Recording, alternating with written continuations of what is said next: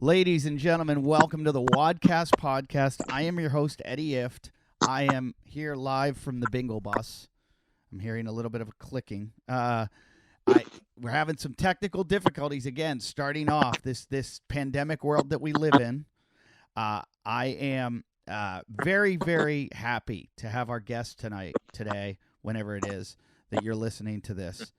Our guest not only is an amazing, amazing athlete and one of the top runners from Canada and probably in the world, but he also can drink a beer better than anyone you know.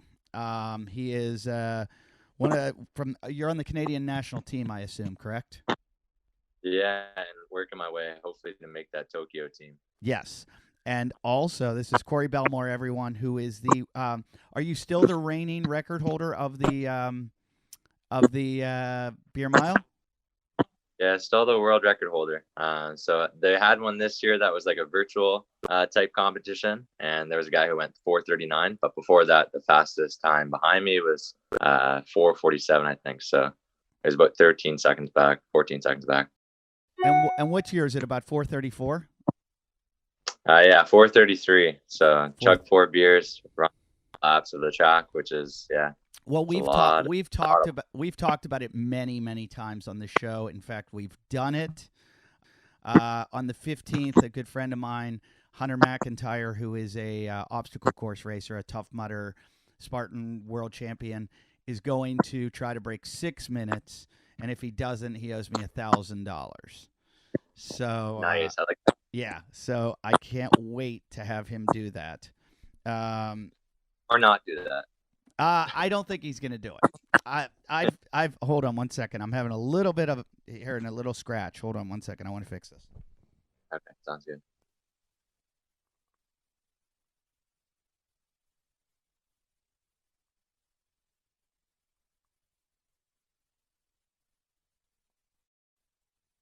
Part of technology.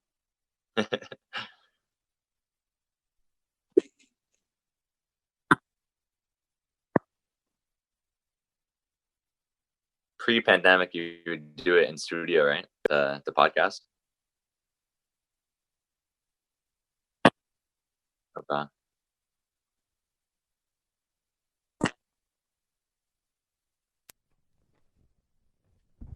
Okay, can you hear me now? Right now. Still hearing this dumb clicking. Every time I talk, I hear a click. All right. So anyway, I don't know why it's happening. I don't hear it on my end, at least. Yeah. Well, my listeners they're a nightmare. They will come at me if there's any kind of audio issues. And I swear, I track from like what you're sitting on or something when you're moving a bit, but I don't hear anything from your mic. Okay, let's get back to it. We're gonna have to put up with this. Let me see something. I'd like to say this is not like us, but every week it's something new. It's got to be. Test 1 2 test 1 2 test. I feel like it's the internet connection. Here, you talk on your end. Okay, test. Is it clicking on my end or no? No. It is after I speak. Didn't happen that time.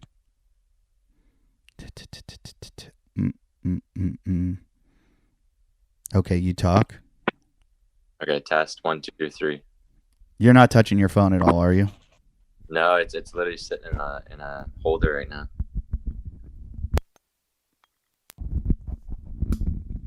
Test 1 2 test. I don't know what this could be. It's not the mics, not the connections. This is really weird.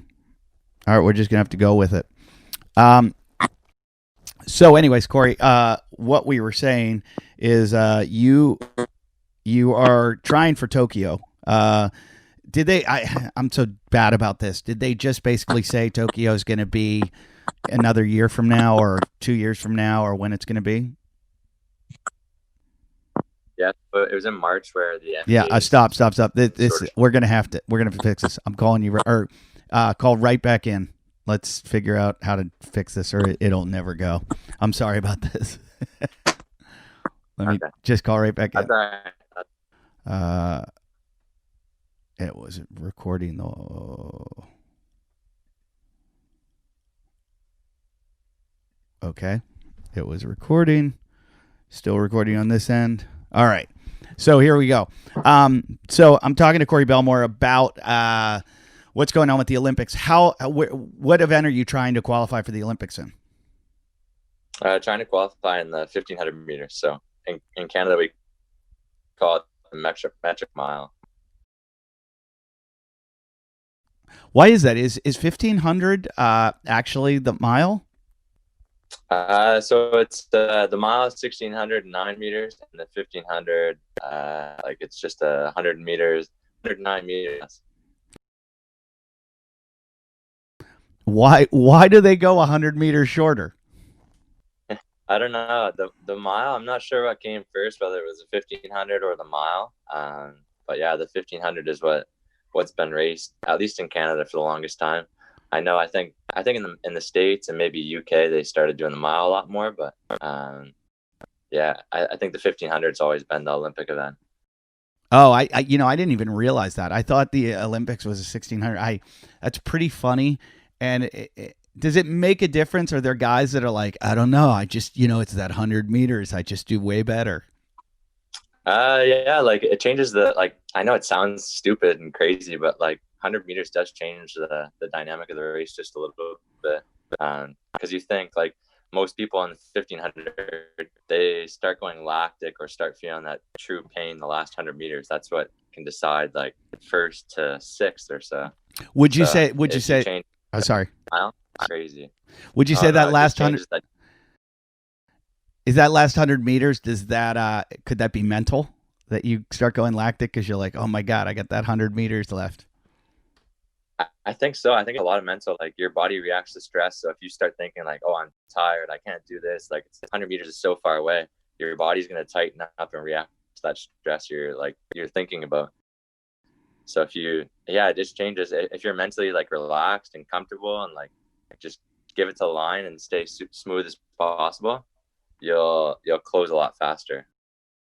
So I like that word close. I ran a little bit of track in my day. I ran in college and I couldn't close ever. That was you just gave me the word to realize what I couldn't do. I was a sprinter though, so I should. There was no closing. I couldn't open. You should always be closing as a sprinter. Yeah, I know. I hit the wall in the 400 meters. I hit the wall in the 400 meters at about the 300 meter mark. Let me ask you this: so when would the Olympic qualifier be for Canada? So they put a freeze on Olympic standards. So even if people run meets this year, you can't get standard until after December 1st. So from December 1st till our trials, which are June 20, last weekend of June next year, that's when you can get the standard. And then at trials, you have to be top 3. Right. So I guess the team will be named after those national championships in June. Okay, so what is the qualifying standard? The standard in the 1500 is 335 flat. Wow. And then there's also another way to make it. There's a world ranking system. So depending on meets you go to, placings you get at those meets, and then times you run, you can get different amount of points. And then you don't necessarily have to have the standard in order to go. You just have to have enough points in order to be like top 50. But there'll be a number of guys that have hit the standard, correct? Yeah, it's just gonna be hard to say like how many people have standard compared to how many people have world ranking. I think it'll be like half and half for both. You've already run that standard time? No, I have not. I'm chasing standard like a lot of people.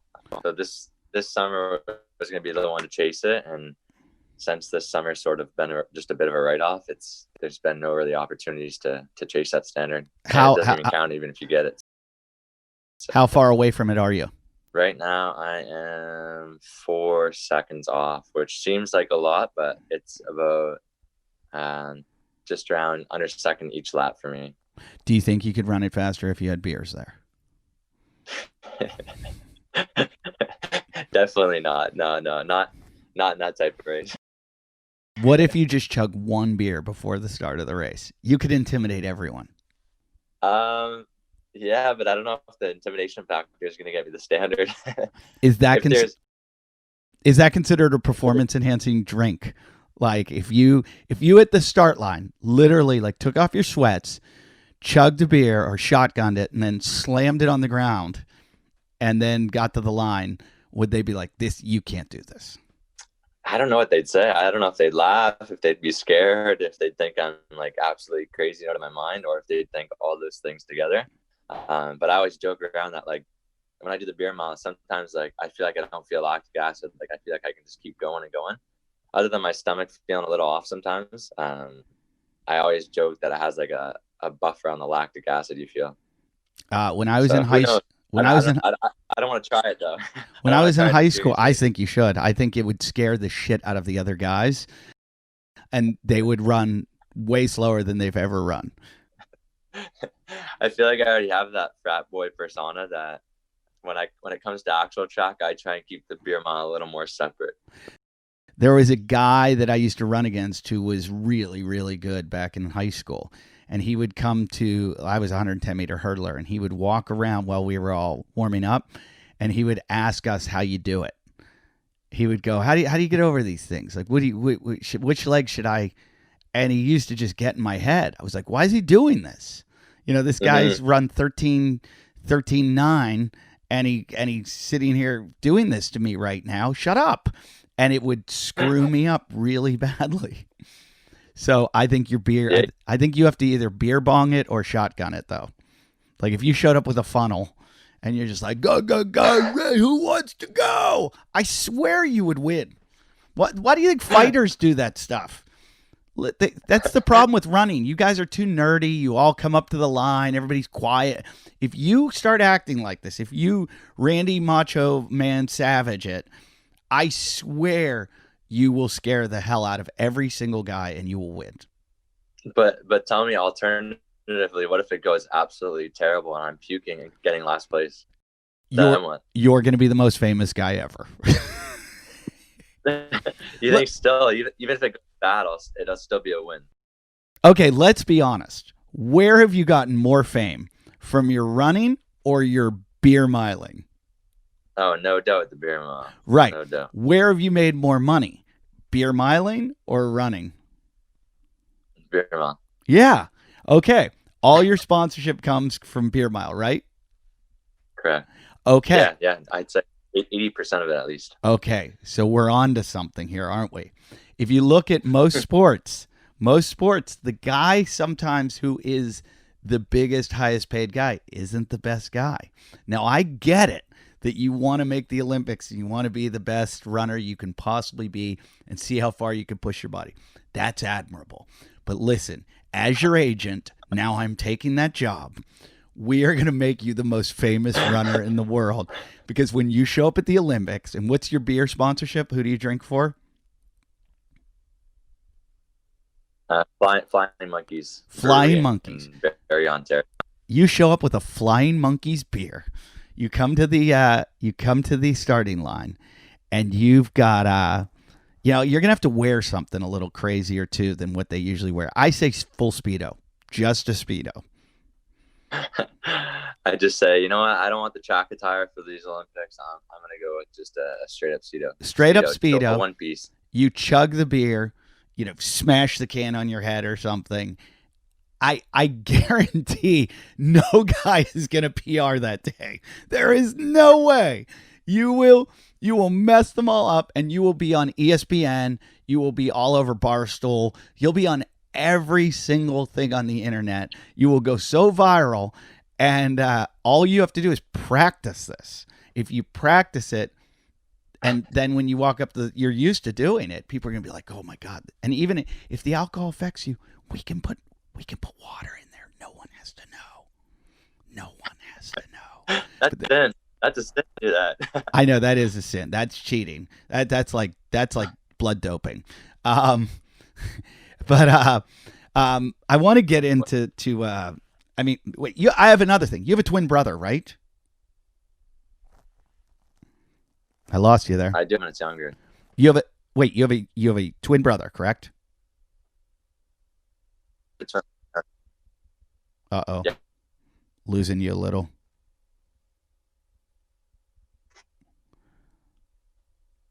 I think it's that Canadian internet.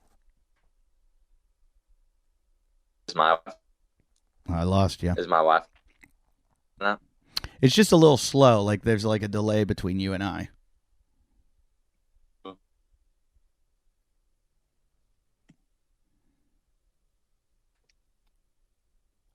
You there? Am I there? You are there. Okay. Yeah, I just had to. I think it's just my Wi-Fi, so I just disconnected that. I just on data. Okay. So anyway, what I was saying, you have a twin brother, correct? I do have a twin brother. Yeah. Yeah. When you do the beer miles, it may be possible that like you do the running and he does the drinking, or vice versa. Is that possible? If we're a little more, if we looked a little more alike, I think we could get away with it, but The internet. not look too like. Your internet's off now. This is I'm trying to think how we could do this that it would be better. Yeah, it's coming in really slow. It's that Canadian internet. I'm telling you. Where are you, Windsor? Oh man, I'm in, yeah. Yeah. It's just not coming through fast enough. Let's try to switch just to audio and see if we can do this audio-wise. Hey, guys, you know me. I'm such a caring individual that I'm looking out for you guys. I'm trying to get all the gyms back. Me, personally, I want to be known as, like, the new Greg Glassman. Everybody's going to be like, how did CrossFit reopen? Eddie Ift did it. It was all Eddie Ift. No, I do. I want to see you guys open because I just want to see men without their shirts on working out all the time. And no, I got buddies. I got Mike Anderson down at Malibu CrossFit. I got Mike Tremello over there at Precision. I got David Paradiso down there at Paradiso CrossFit. I got Logan down at Deuce. I want everybody open. I want you guys open. So I'm talking to you, plus every other CrossFit gym I've been to. I found a company that, if I found a company that was like, hey, we COVID test everyone as they come in the door. We have a secret test. I would tell you. I would be, but I didn't find that. But I did find a company that will clean the fuck out of your gym. I am telling you, every gym needs to do this because I'm not walking in a gym till I'm sure that place is clean and I'm not going to get COVID. And I didn't stumble upon it. My wife did, like everything else. And she referred it to me. Like she's the one, she found this company called Eat the 80 and was like, you need to eat this stuff. And I was like, it's the best stuff ever.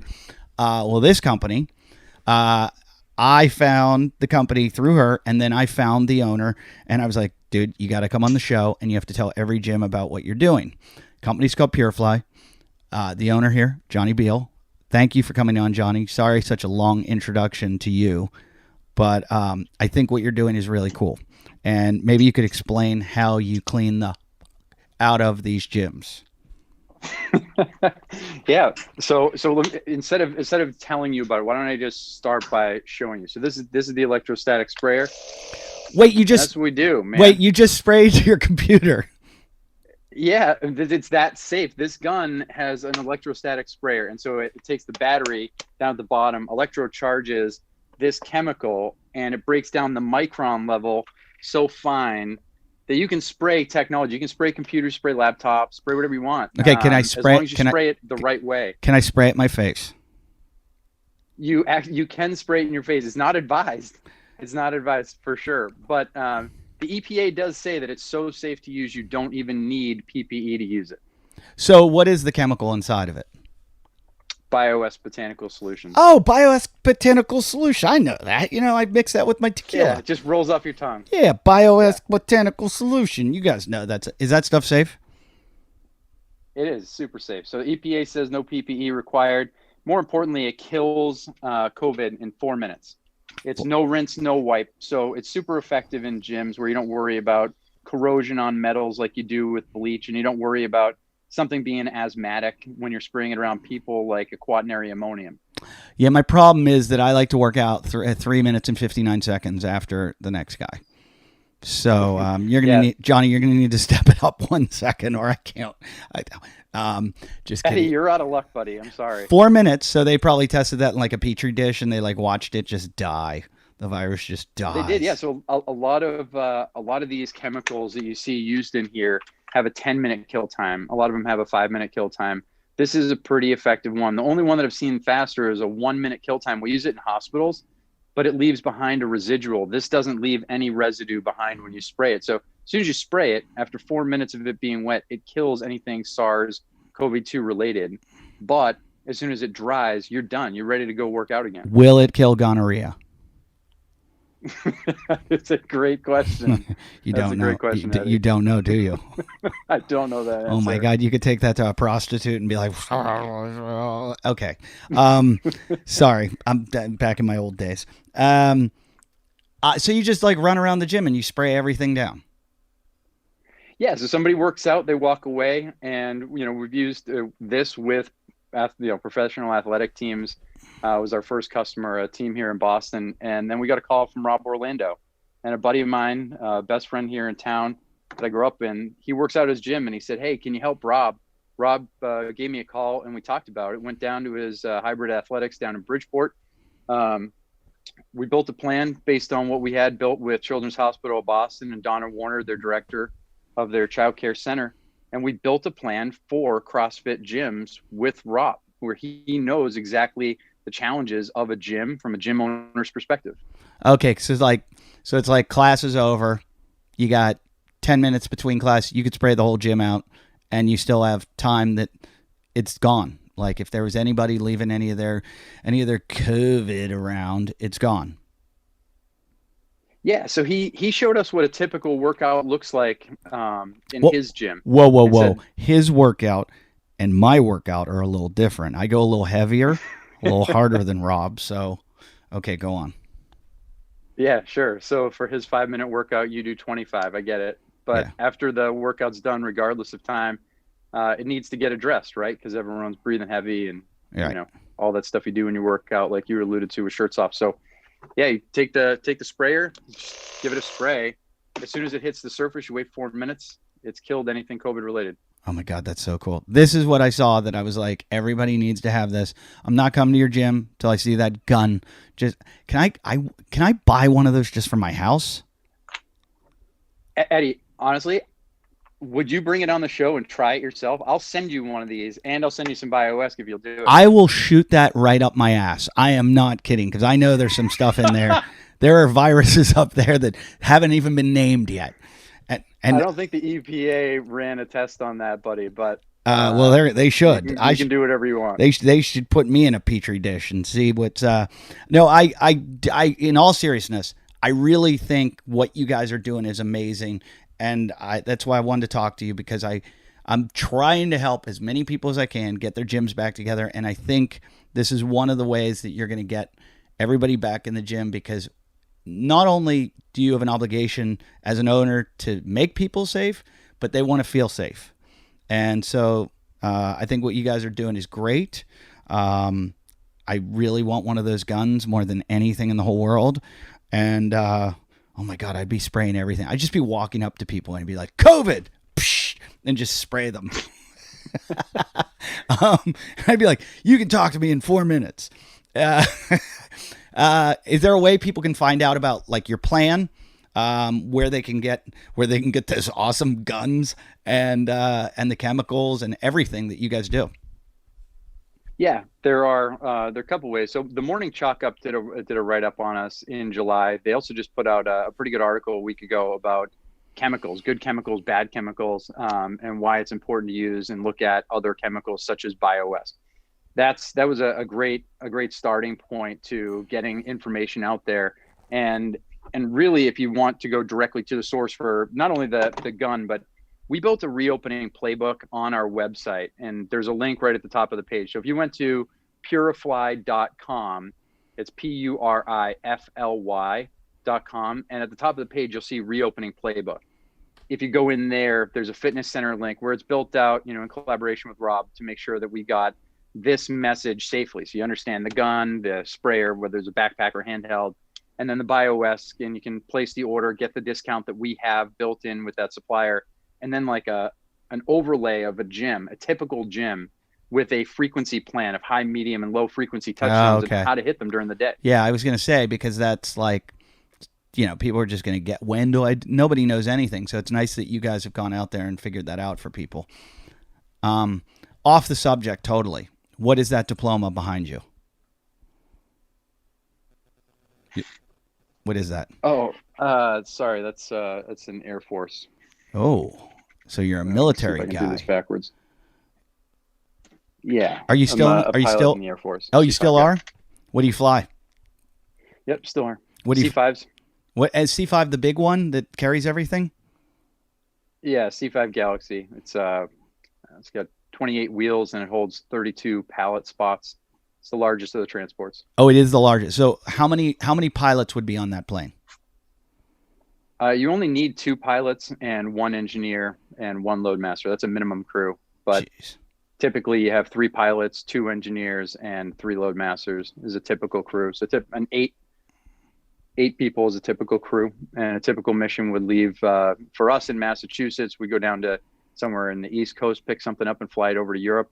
On the West Coast, out of Travis, just northern California, fly somewhere else on the West Coast, pick something up, and maybe over to Hawaii. Are you in the reserves now, or are you active duty? What is it? 16 and a half years in the Air Force Reserve. Oh, wow. So how often do you get called up, like to really go? It's always been a reserve wing.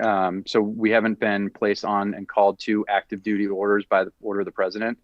But for the first 6.5 years of my service, it was 2004 to 2010, and there were 2 wars that our country was in. So there was plenty of work there, and there were a lot of people volunteering. Yeah. So did you? That's what I did for 6.5. Did you have to go over and transport it over to like Iraq and Afghanistan? Yeah, Iraq is where we primarily went, and then things switched gears when we started going to Afghanistan. Yeah, I heard it's really easy to land a plane in Baghdad. Well, there's training for it. Isn't that where you guys like spiral down like as fast as you can? So, yeah, there are certain approaches where you can do that. Yeah, looks scary. Well, Johnny, thanks for coming on the show. Thanks for your service, and thanks for having that incredible gun that shoots amazing chemicals that I can't wait to shoot up my ass. Check them out at Purifly, guys. I think this is a really good way to get your gym back up and open. I've been talking about this for 6 months since this thing started. So here you go. This is one of your solutions. Check them out, purifly.com. Thanks, Johnny Beal. Thanks for coming on.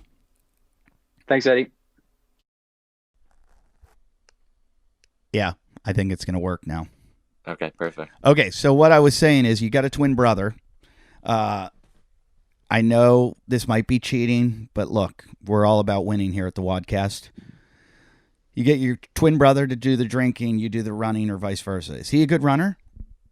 Yeah, he's actually a pretty good runner. He was busy in university with the engineering program, but he is a good runner still. He's naturally pretty fit, and he does do a lot of running with me.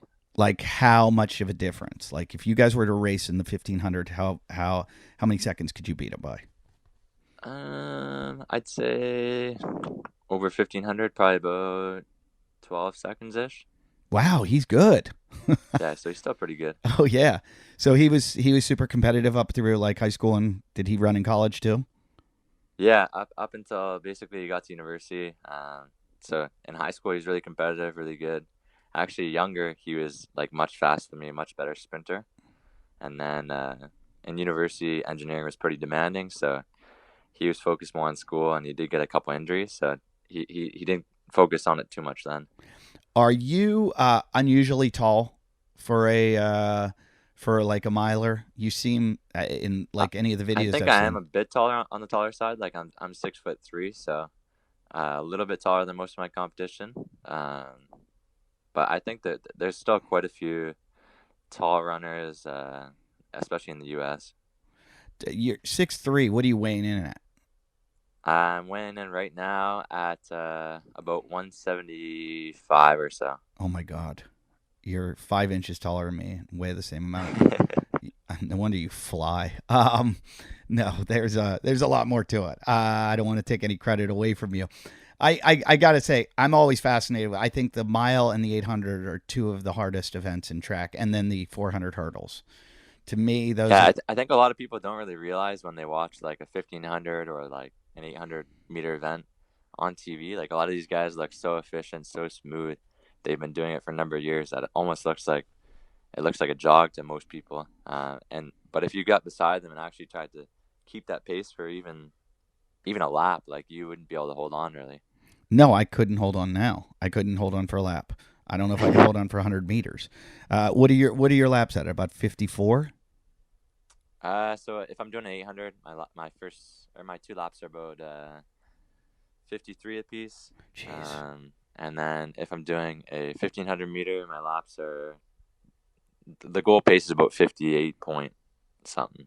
So a 53 is going to win most high school track meets in the 400. That's fast. I mean, I'm from the CrossFit world, and I don't think there are many guys at the CrossFit Games who are the fittest men in the world that could go out and run a 53-second 400. And that's a very Yeah, no, it's pretty mind boggling. Like I know those guys are crazy fit. Like CrossFit is another world. Like they're super well rounded, and I'm sure those guys are super fast too if they were to run, in terms of like the average person. But when it comes to like the running world itself, it's insane how much depth there is from the top to bottom. well. It's weird because that's a very common run distance in CrossFit is a 400. Sometimes we do 800s. Very, very rarely is a mile involved, except in the workout, which is called Murph, which is where you run a mile, then you do 100 pull-ups, 200 push-ups, 300 squats, then run a mile. I'm sure you'd love that one. Damn, that sounds fun, but also a bit of torture in the middle. My friend Hunter actually set the world record this year, which I think was like Damn, props to Hunter. 34:13 or something in that. And I forget what his miles were in. I think his first one was like a 5.5 minute mile. I don't know what his second one was. It was a lot slower. But A guy like him be weighing in at like 200 pounds or so. yeah, he's about 210. So he used to run about a 4:15 mile. I don't know what he can run now. Oh damn, that's Yeah, impressive. but he wasn't that big. That's back when he was a lot skinnier. He's put on the weight. I mean, CrossFit requires you to be a lot stronger than have the ability to run fast. That's why these guys, like I said, 53. I don't know many of them that could run that at all. Hey, I'd love to watch a lot of them try. I mean, then it puts into perspective like how fast high school pros like and beyond are. I don't think people realize how fast you guys go. Like I know from my experience, but I just know how hard it was to run. I ran the quarter. To run a mile at the pace you're running, I've often wondered how, like, do you hit a wall at all? It starts wearing on you. So I think like the first lap's just about getting out. You don't really think about it. It goes by pretty quick. Second lap, you just have to stay on the pace. You start feeling a little bit. Then the third lap is when like you really have to like stay relaxed. As weird as it sounds, in like a hard race where you're starting to get tired, you have to just keep as relaxed as possible. And then the last lap is all guts and like just staying smooth and making sure you're turning over quick and pumping the arms. So But when yeah, you definitely hit a lap or a wall the last 100 meters. Like that's where you really really have to focus, because it's not necessarily about like kicking or going any faster and always. It's about like holding your form the best in order for you to keep the momentum going. so when you see a guy kick, he's not really kicking. Just the other guys are declining a lot more than he is. I mean, definitely the last lap should generally always be quicker. So I guess yes, you are kicking, but it's also about who can keep their form the best going into that last lap in order to have some sort of next gear. Because if you're starting to deteriorate form wise, it's hard to get any sort of momentum off that. Like once you're starting to rig, you're done. Like if you're redlining, the race is over for you. If you said it's faster, are you saying your last 400 is faster than your first three? Yeah, generally it should be. It depends how the race is run. Like there's say there's a 3:35 race. Um, like there's so many different ways to run 3:35. I mean, depending if you go hard, if you start out slow, go hard in the middle and not close as fast, or if you go it slow the whole race and just the last 600 meters or so is just like an absolute sprint. So it depends on the actual race. Generally, championship races go it a bit slower. It becomes a bit more tactical, and the last lap is like it is a free for all. Like it's insane. So that's what happened at the 2016 Olympics when Matthew Centrowicz from USA, he was the winner there, and he had an unbelievable kick, and the race was slow leading up to that point, and he just held everyone off. Do you get anxiety before the race because knowing like the amount of pain it's going to take to go through that? Yeah, it's gonna be hard, but I mean, if you have any anxiety or like nervousness is good, that's normal. But like if you have any anxiety, you're already at like a disadvantage because you're going into it scared. You're not ready for that pain you're gonna feel. If you're nervous, I think you're more ready. Like it's gonna be there. You're acknowledging it's gonna be there. But anxious energy, I don't think is good energy necessarily. I would have so much anxiety. I would cry. I used to hate the 400, and I ran in the 4x400, and I ran the 400 hurdles, and those always are later in the meet, and I would have a good time at the beginning of the meet because I was running the 100, 200, the hurdles, and then as the day started to wear on, I was like, it started coming up. I'm like, oh, it was like going to the doctors to get a shot or surgery or something. I was like, here it comes the worst thing I'm ever going to experience. And I think it was probably a lot because I undertrained and I wasn't, in shape enough and I hated it. I don't feel like my body goes over 200 meters.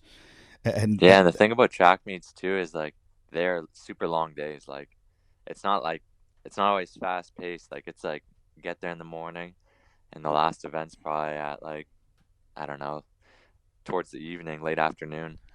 So like, if you're there the whole day, it's exhausting, especially if you're doing multiple events. That's why I get there like 2-3 hours before my event, and then it's not as draining to be there. Like I'm actually excited as soon as I get there to the moment I leave. Like I'm ready to go. I feel like in your situation, that's just like, yeah, all day you do your event and then you're waiting for the 4x4 or whatever is at the end of the meet, and it's just like it's daunting at that point. The worst because the hurdles were the first event. So I'd run the 110 right. first and then have to sit around and wait all day. I should have just brought beer. And I mean, with a 400, you could probably get away with that. I mean, it's all guts at that point, right? The training is done. If you have a couple of beers in you, I guess it's not a bad thing, but I personally wouldn't. So are you a better drinker or a better runner? I'd say I'm a better runner for sure, but I can just chug like whatever it is. So you can open whether it's water, Gatorade. You can open your throat, right? Yeah, it just flows down. It's pretty easy. It doesn't take a lot of skill from me. I don't know if it's like something that was learned over time or if I was training hard like as a kid and just had to chug like my Gatorade water, whatever, quick, or if it's from like doing the beer mile a few times and getting good at it. I don't know where it came from. Can your twin brother chug like you can? Decently.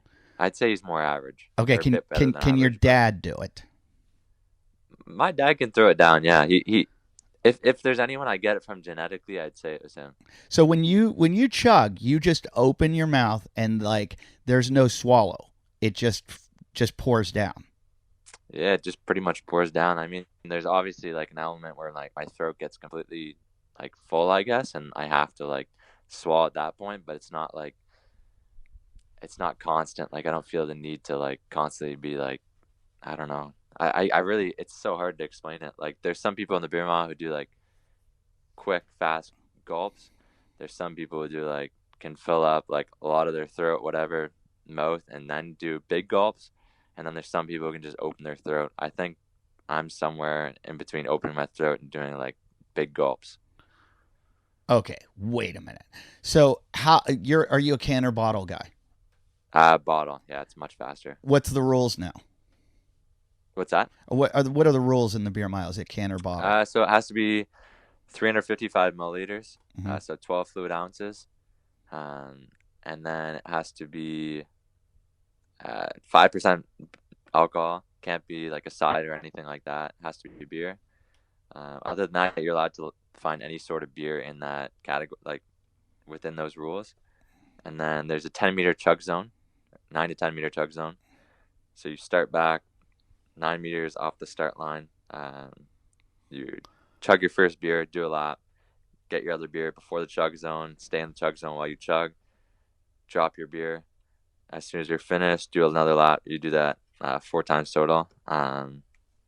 So yeah, it's if you puke, there's a penalty lap. But aside from that, I think that's pretty well. Whoa! If you puke, you know you're not going to win. So don't you just go, I'm out? Or do you? Yeah, you might as well just call it a day after that. Or do you man up and say, I'm going to do this thing? I mean, for your pride, you might as well just finish and just coast it in and enjoy it. Not really go hard. Okay, so just taking the race, I guess. But yeah, if you puke, you're done. If I take a beer can and a beer bottle and I just pour them both out, bottle's going to beat a can, right? Yeah. Okay. Oh yeah. What are the times in a bottle and a can if you just pour it out? I think like a bottle, the fastest I've personally seen it come out is about 4 seconds ish, maybe 3 high. Out of a can, I want to say it's about a second behind that. Okay. But like it's all about like optimal angles at that point. So like people think like if you tilt it completely upside down, that's the quickest way it's going to come out. But that's not true. It just like at that point, it just like bottles up and just it's not flowing out at all. It's sort of like foaming up and it's taking time to get out of that one. So you want it like a 45-degree angle? Yeah, if you flow it up at like just above 90 degrees and slowly tilt it as you're drinking it, it is always constantly flowing out of the neck of the bottle. So that's the quickest way out, and there's also air able to get through, so it pushes it out even quicker. So how fast do you chug a bottle of beer? Usually, like, so the beer mile, I chug it in about 6 seconds on average, just because I'm out of breath. Like, you're just trying to rush it as quick as you can, so you're trying to get the best angles you can, but I say on average probably about 6 seconds per bottle. Some faster, some slower, but the average is about 6. I think the quickest I've ever done it is probably about 3 high, 4 seconds or so. Oh, come on! 3? Wow! Oh my God! I used to like do chugging contests in college, and like nowhere near that. You know, we were out of like little plastic cups and stuff. Right. Were you a partier? Or you just knew you could chug? No, like I was focused on like in season. I was focused on athletics. Like that. I was just like very, very focused. Very tunnel vision on that. And then when it came to like championship season, you all the hard work pays off, and then you get to enjoy it after that. So you can indulge, you can party after that. Usually you take like a week or 2 off at the end of the season, and that's what we call like it's binge week. So you would drink a little bit, enjoy like some junk food and stuff like that, and that's where we would try the beer mile. So my first time trying the beer mile was during like a binge week after season. You're super fit. You still want to do something competitive, but like you don't care if you have a couple of beers here and there. Right. See, I binge year, and my binge year turned into a binge decade. But I want to know, so your first time, like when you from a whole season of not drinking, you probably had a pretty low tolerance to alcohol. Your first time doing it, were you like, I'm sure my tolerance was pretty low, but I think in the beer mile, as long as you have like a strong stomach, like throughout the 5 minutes that you're doing the beer mile, and you're able to handle multiple chugs, like it's not catching up to you quick enough where it's like you're absolutely wasted it as soon as you finish. Maybe like, I don't know, 20, 30 minutes later, you're feeling it pretty good. You're buzzing pretty hard, but during the actual race itself, like as long as you have a strong stomach. So like for me personally, like I can go eat a big meal. I can do a workout right after and have no issues. Like it's not always the most comfortable thing, but like I can do it, no problem. Some guys like have to eat like 3 hours before a workout, and then they're still not feeling their best, like stomach wise. So yeah, I think stomach having a strong stomach is the biggest thing in the beer mile, probably. Well, I've done it twice. The first time I did it in like 10:55, and Okay, not too bad. I just felt like I was burping the whole way. It was just like I was running down the street. We did it at a CrossFit gym in Australia, and I was just going, while I was running, and I couldn't catch my breath. That was the issue. I couldn't breathe. And then the second time, I decided we were going to do it at Thanksgiving time at my in-laws' house, in front of my in-laws, my wife's grandparents, everyone, and I puked in the driveway in front of everyone. Yeah, I heard that sounds pretty rough. I heard my my grandmother-in-law say to my wife, "Really, you married this?" Yeah, that was yeah, that's a bad look. that was a low moment. I think I puked on beer number 2. Jeez, yeah, that's early on. You don't want to do that. It was a bad choice. We chose Pabst Blue Ribbon the second time. And is that within the category? I don't even know if Pabst is. I think Pabst actually might be okay. 5%. I don't even know, but I let them get warm because I had heard if it was warm, it was easier to chug. It depends on the person. Yeah, some people like it cold. Some people like it a little more room temperature. What do you do it? Personally, I take mine out out of the fridge about 2.5 to 3 hours before the race, and I find that's best for me. Would you say you're the most famous runner in the world now? No, I don't think I'm anywhere close. I don't. Yeah. I think more. How many people watch one of your track meets, your regular track meets? I think more people have definitely seen the beer mile and know me from the beer mile. But to classify myself as the most famous runner in the world, I don't think so. I think it's you and the Kenyan guy that broke the marathon. I think that's it. I'm not kidding. When it comes to running, people know sprinters. Nobody knows the name of long distance runners except for that guy. I can't even remember his name, but see, I don't even know him. I just know he broke the world record in the in the marathon. And then I know you because like it's freakish what you do, and it's funny, and it's I don't know. It's pretty interesting, but I understand, like, it's weird. The beer mile, it seems to be like they have it, then it gets canceled, then they have it, it gets canceled. They have it like I remember the company out of Austin was doing it for a little bit. Is that where you ran it? Yeah, FlowTrack used to have they had the World Championships every year. So I've done that one once before, and then the next year they canceled that one. But there's always a Beer Mile World Classic every year, and they have it in new places. So first time I went, they had it in England. They had it in San Francisco the very, very first year, which I didn't attend. Then they had it in Vancouver, Canada. They had it in Berlin last summer, and this summer was supposed to be in Copenhagen, I believe, but it got canceled obviously due to COVID. But yeah, they try and do that yearly, sometime in the summer. So even though you're trying to make the Olympics, you're still going to compete in this. Yeah, I'll do I always talk to my coach, and I talk to the organizers. As long as it doesn't interfere with training or racing or anything, I'll definitely attend. And I mean, it's a good way. There's a lot of good people in the beer mile I've met. It's a fun time. It takes me away from track a bit, so sometimes my life can be a little more serious, and I can stress myself out at times. But the beer mile is just like a fun weekend to relax, get with a bunch of good people, visit a new place, and then the beer mile is just it's a fun time regardless. It's not a fun event, but the whole trip in general is fun. Would you say what percentage of your publicity comes from beer mile and what from running? Probably the same amount as my sponsorships that I was talking about. So probably about 80%ish. So Adidas is your shoe sponsor, is that correct? Correct, yeah. Does Adidas do they encourage it? They don't really say anything. Yeah, they don't say anything in regards to the beer mile. The reason they justify the sponsorship is because of track or the potential on track. But the recognition from the beer mile was the thing that helped me get it, which is not talked about, but that's fine by me. Right. I'm just amazed that because it's like it was on Ellen. It's a huge thing. People do it all over the United States. I'm sure people do it in Canada too. Everybody, when they hear about it, is like, I want to try it. And then you try to get them to go do it, and they're like, yeah, I decided not to. And it's like, see, that's the thing. It always sounds like, oh, that'd be something like fun to try, or like interesting to try, and then you get a beer in, and you're like, why am I doing this? This actually sucks. Like, my stomach doesn't feel good.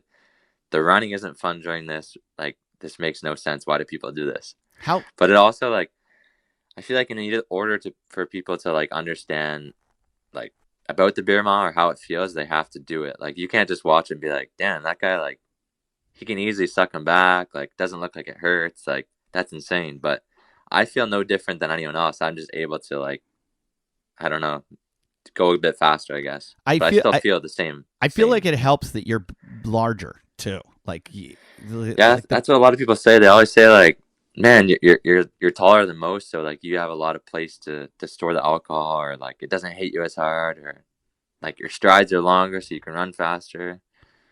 But be trust honest. me, I'm feeling just as shit as you. I'm just keeping it together a bit better. Be honest. When you finish, do you continue drinking? Usually there is some sort of after party, so usually we'll partake in a little bit of drinking after, but You're such a polite Canadian. yeah. Like, oh yes, I might partake in a couple. I'm like, yeah, I know. You've got your like underwear around your head. But yeah, you're usually, doing like, another lap. There's been people that have seen me like at a bar or whatnot, and like they'll be like, "Are you that beer mile guy?" And I'm like, "Yeah." And then they're like, "I want to chug off against you." Or I'll be at a wedding and I'll be like having a good time and with family, and like someone wants to chug off. It like that's what it always comes down to. So that can catch up to you sometimes. Oh my God! If you're ever in LA, I need to take you to a bar down near the Santa Monica Pier. There's this little bar on the beach, and the bartender chugs with everyone. Anyone that wants to chug a beer, he will chug a beer with you. And I watch him chug like 30 beers in a day. But he's just like, you're like, hey, you want to chug? He's like, yep. And he'll just pour. It's like your way of getting a free beer. You get a free beer, and I'm down to do that. I mean, yeah, I think I'd put up a good challenge if you ever had an Instagram or something and you want to give him a shout out to do a chug off, I'm down for that. That sounds good. So when it comes to chugging, you can pretty much beat anyone in that alone, correct? I've seen some good chuggers, but I would never count myself out. I'd always place the bet on myself. Have you ever been beat in chugging? Confidently, I can say no. There's been a lot of close times, but I don't think I have ever been beat in a chug off. You're like a decathlete. Like you're like the top of two skills. I mean, I'm just amazed by this. This is phenomenal. I don't know why I'm so obsessed with this and think it's like people that listen to the show, it's a CrossFit show. And I'm like, he's got cross fitness. He can chug. That's definitely a skill and a physical feat. And then he can run like the wind. So he's got drinking like an Amish schoolboy on spring break, and he can run like a Kenyan, like a Kenyan. I didn't know that a lot of the listeners are CrossFit. Oh yeah, that's unreal. Yeah, I have a lot of respect for those athletes, and I'd honestly love to get in that post athletics. Well, I think you'd be good at it because I was looking. You also it looks like you could possibly do triathlons too because you've got a swimming background and biking too. Am I right? Mm-hmm. Yeah, I train with Lionel Sanders. He's a Ironman athlete. We're actually doing a workout later today. So he had the Ironman world record for a bit, and there's a lot of CrossFitters actually that follow his like YouTube channel and social media and stuff. But yeah, he's an animal. What's his name again? Lionel Sanders. Lionel Sanders. There's CrossFit's big in Canada, and there's a couple CrossFit athletes that are just phenomenal. Patrick Vellner, Brent Fikowski. There's I'm trying to think of some of the others. They're so good, and I just the best CrossFitter in the world is from the U.S. somewhere, right? Matt Fraser. Yeah. Okay. Yeah. Is he a young guy? I think he's about 30. Okay. But when I go to Canada and work out in Canadian gyms, because when I'm on tour doing stand up, I go to different gyms all over I go to different cities every time, and I have to find a new gym to work out in. And I can honestly say that when I go to Canada, the workouts are twice as hard. Damn. Yeah, I feel like Canadians have this like weird like farmer hockey player like, yeah, we'll do it. Go ahead. hurt us. Like it's just they come in and they're like snow boots, I guess like and they take them Canadians off. do have that gritty, like chip on their shoulders type of personality sometimes. So especially like out in the country. I mean, the number of people compared to the United States. What are you, about 6? How many million do you have there? What's that? Sorry. What's the population of Canada? It's about 30, just under 40 mil, I think. 35, somewhere 35 to 40 mil, somewhere there. Right. So you have like 10% of our population. So yeah, we have like the population of California essentially. Right. So obviously you're not going to be as competitive in sports, just because of the numbers. Mhm. However, it just seemed to me that you're better in many, many, many ways, because there's like a tough. I think it's just like, Canada's big open space, a lot of farming, a lot of oil. It's just like freaks. They go up there. Everyone's bigger. The guys are just bigger. I'm like, what do you eat up here? Do you just like tear a cow down in a field and just start just ripping meat off it and start eating? And so that's why I think there's a lot of really good CrossFitters from Canada. And I didn't know. I mean, how do you guys do running wise? Running wise, top end, we have really good like Olympic team stuff like that. It's just we don't have quite the depth as the U.S. So like our top guys will be pretty comparable to anyone else. But like our second and third in each event would drop off a little bit more. Not that they're not good at all. They're still really good athletes, still competitive like on an international stage. It's just they're not quite at the top tier. Well, you had one of the greatest track coaches of all time, Charlie Francis, who basically wrote the Bible on sprinting, that I think everybody still subscribes to. And but you don't have the weather, though. I feel like everyone, I don't know if you do, you probably run a lot better in warm weather, correct? Yeah, and a lot of people like will do training camps in the state, different parts of the states, just because, that's where the climate is better. Like, if you're going to move anywhere in Canada, Vancouver's the place to move to, just because, it's a lot of rain in the winter and stuff like that, but it never really gets too cold. Mm-hmm. Like, I think it stays anywhere from, like, 0 to 10 degrees. So that's, like, the best, I guess, in Canada you're going to get, but still, it's better to go to, like, Florida, like, somewhere in California, anywhere like that. And then even altitude-wise, like, we don't have any, like, cities or towns that are at altitude with facilities and stuff like that. So at least if you go to the States, you can go to like, where can you go? You can go to Flagstaff. You can go to, there's honestly so many places at altitude that you can fully train at. Right.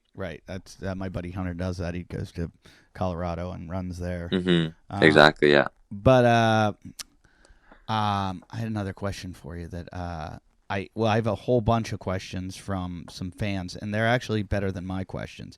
Usually they ask dumb questions, but somebody wants to know what would be harder. This is Maddie McFly wants to know what would be harder, the beer mile or the milk mile.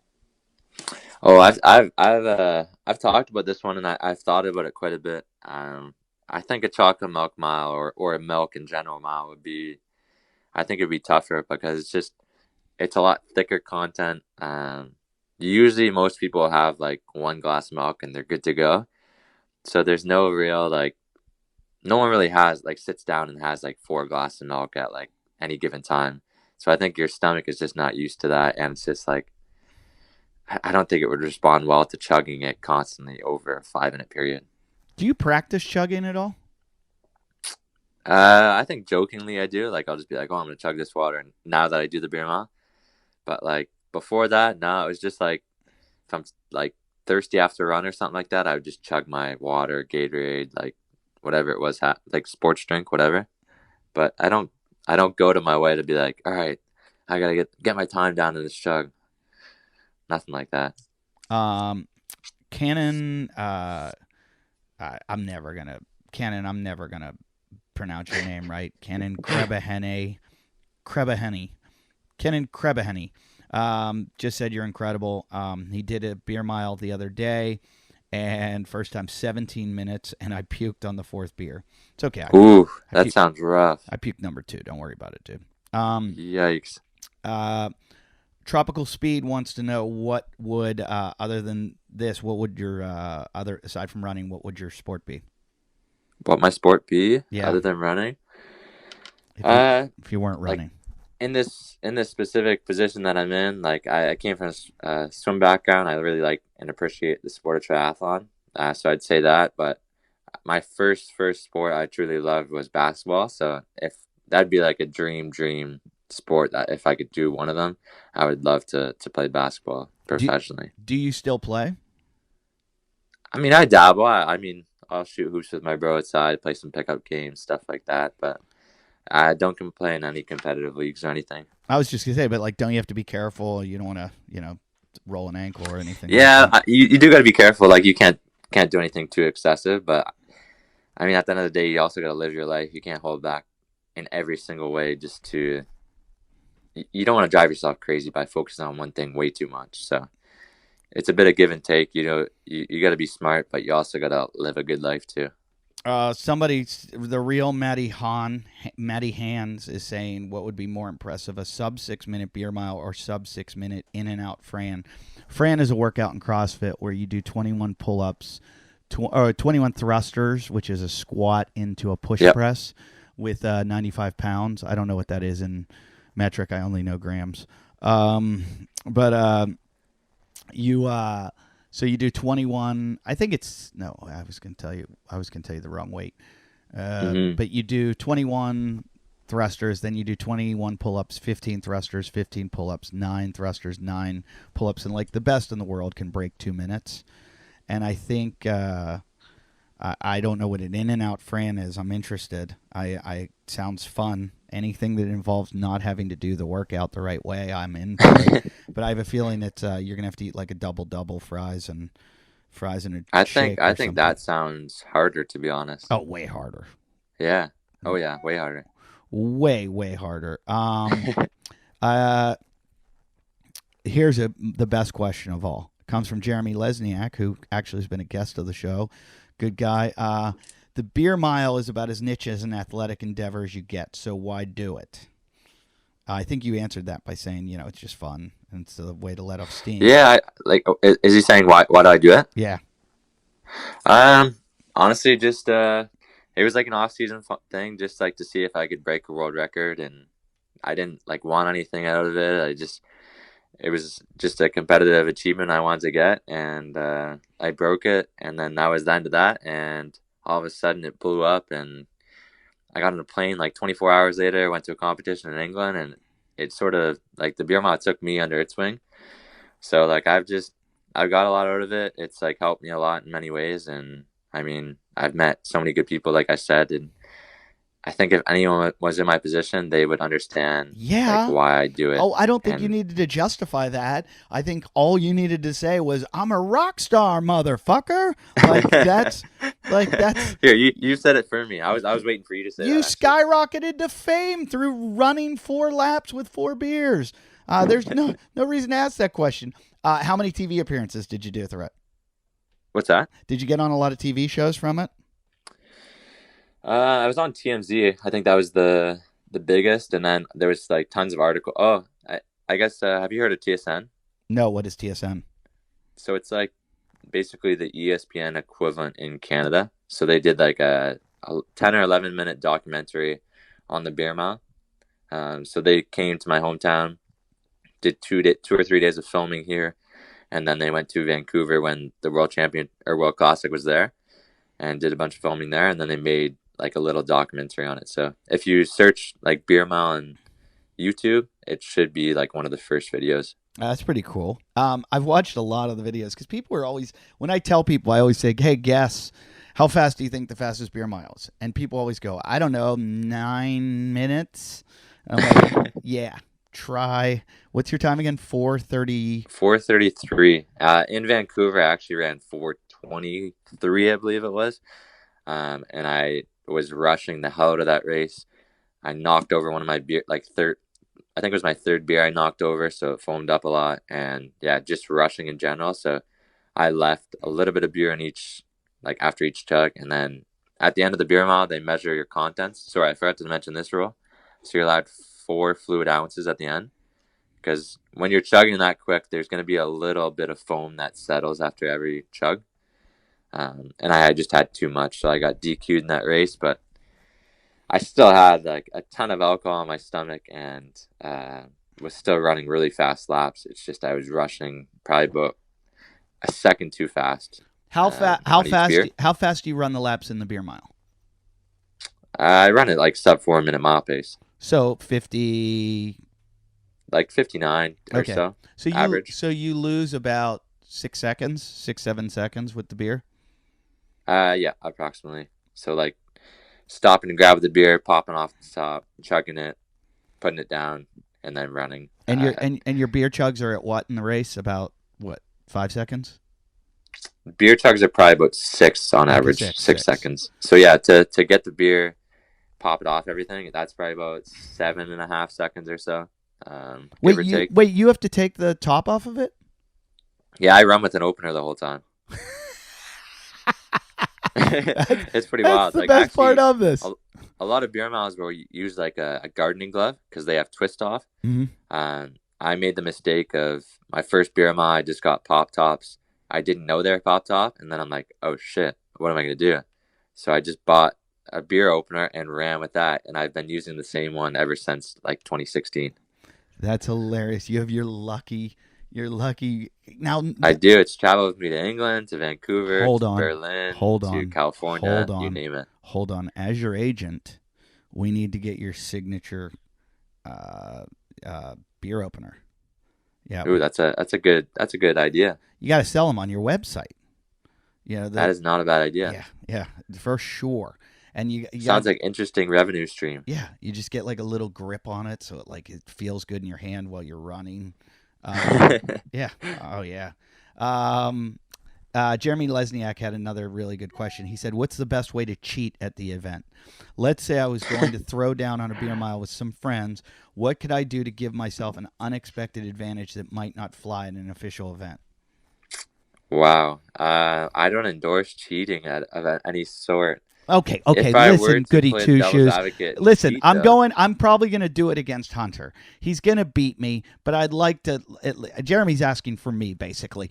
I would say just get rough in the chug zone. Like, I mean, keep up with him during the laps, and then in the chug zone, knock him a bit, like get him off his game. I think that's the best thing you can do. Mm-hmm. I have seen some beer miles as they leave the chug zone before they because we put our beers in a bin, and then they get measured out after to make sure like there's not a lot of content left in them. Mm-hmm. I've seen some people point their beer bottle down, empty out the leftover contents, and then keep running. Oh, cheaters. Which I've never called anyone out, but I've seen it happen. And I mean, if you want to be discreet, that's a good way to be discreet and cheat. Okay. I'm thinking about if a bottle manufacturing place can fill my bottles with water. I'd still lose to Hunter. I would still get crushed. Somebody said John Ware said, is drinking even fun for you anymore? There's a time and a place. I think it's a good time. Like, if I like celebrating things, man. Like, so like if I'm working hard all year and like I can sit down and like actually sit back and realize how hard I worked and then like celebrate it, I think those are the best like drinking moments, just to enjoy the moment. But other than that, I don't like just to like party hard just to party hard. Like, I get enjoyment out of like being outside, being active, going on trips, doing stuff like that. Here's a good one. This is a great question by John Bender. What's the maximum distance you think you could go while keeping a beer every quarter mile ratio? There is a beer 2 mile. Oh, actually, which is like pretty wild. Like, it's pretty mind boggling. I think the world record is like 11 minutes something by Jim Finlayson out of Victoria, Canada. So Canadians just happen to be very good at the beer mile.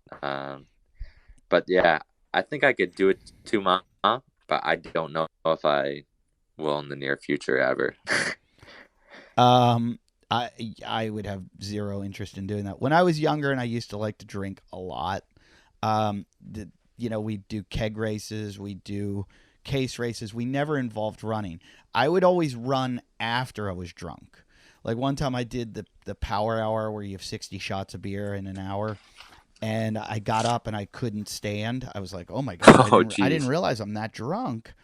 I forget how many beers that is. You know, it's like 6 beers or something, 8 beers maybe in an hour.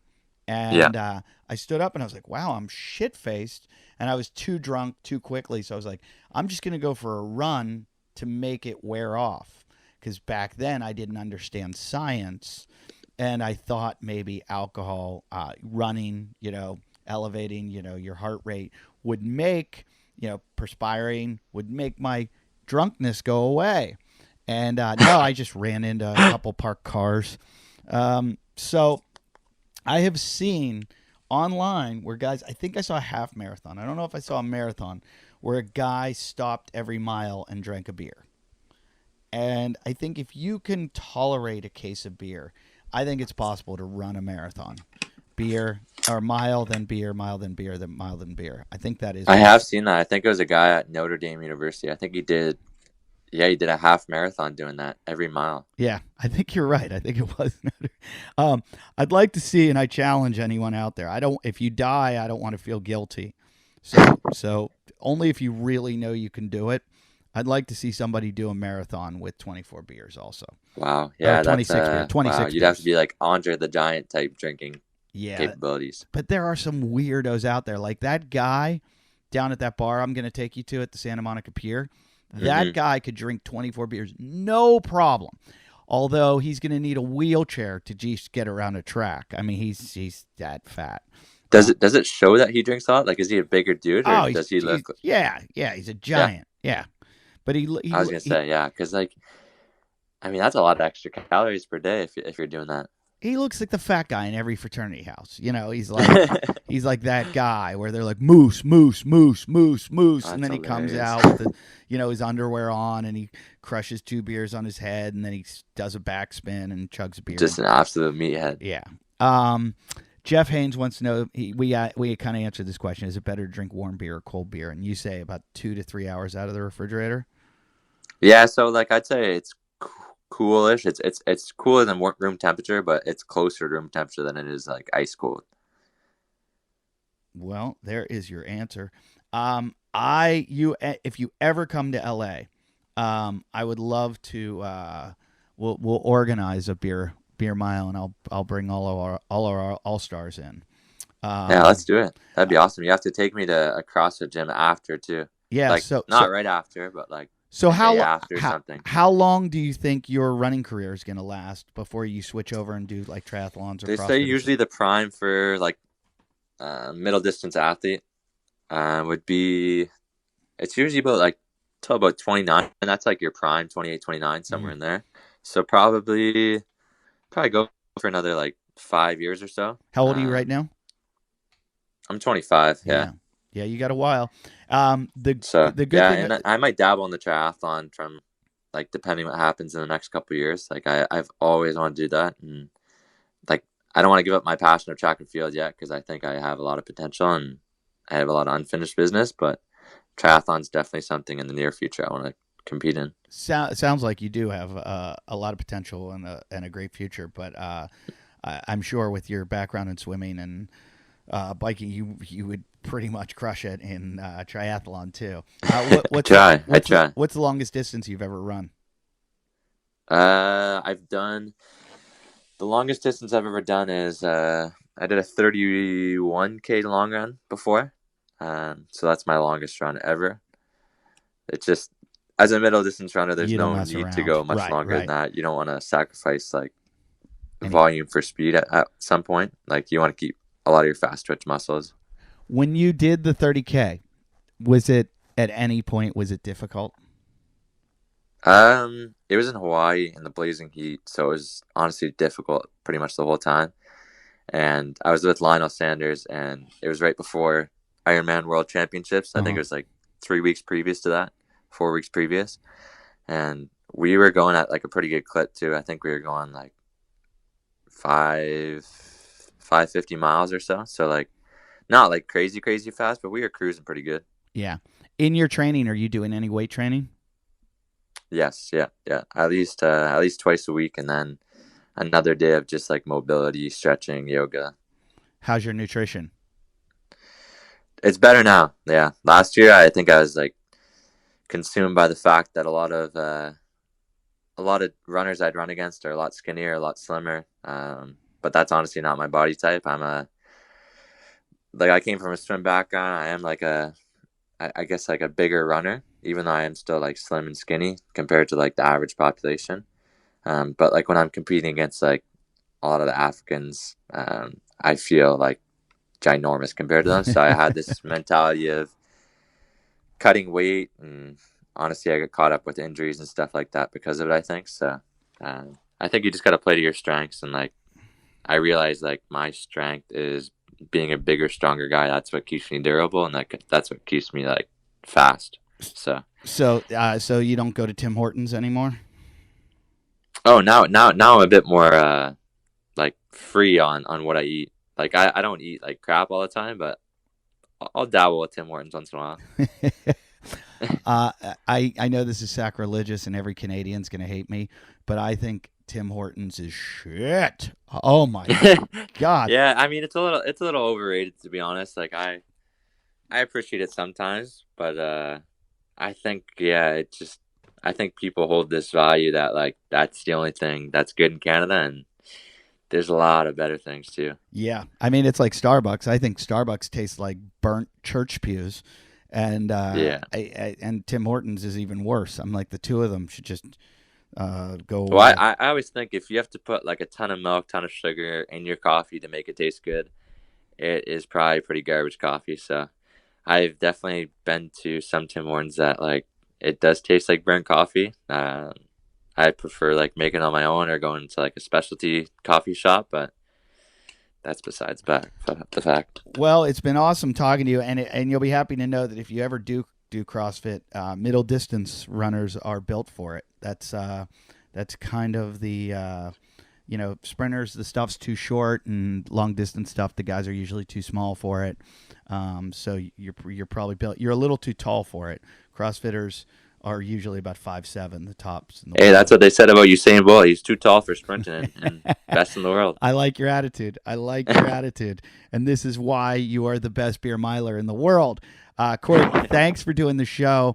Our listeners can go to your website to buy your new bottle opener that is I'm getting 50% of. And, hey, you got to make the website for me too. Yeah, I don't even have a website. I'm building the website. What else are we going to sell? I got to get on that. You're going to, and remember, your next race, I want you to show up with your beer. What is it again? What's the beer that you drink? Flying Monkeys. Flying Monkeys. I can't wait to try that beer. You're going to chug a Flying Monkeys. You're going to smash the can on your head. And, yeah, if you want, you can take a dump on the track.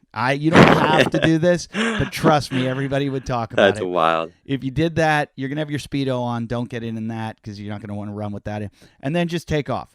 Even if you run, I mean, you might run a little slower. I'm not going to, but just all you got to do, just break 4 minutes, and you will be on you're going to get more press from that than you will the beer mile.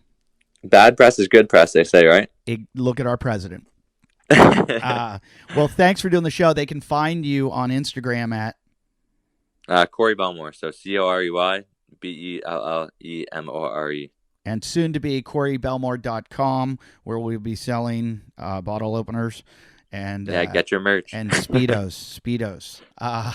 Thanks, Corey, for doing the show. I really appreciate it. It was really nice talking to you. Yeah, thanks so much for having me on. It was great. All right, dude. Later.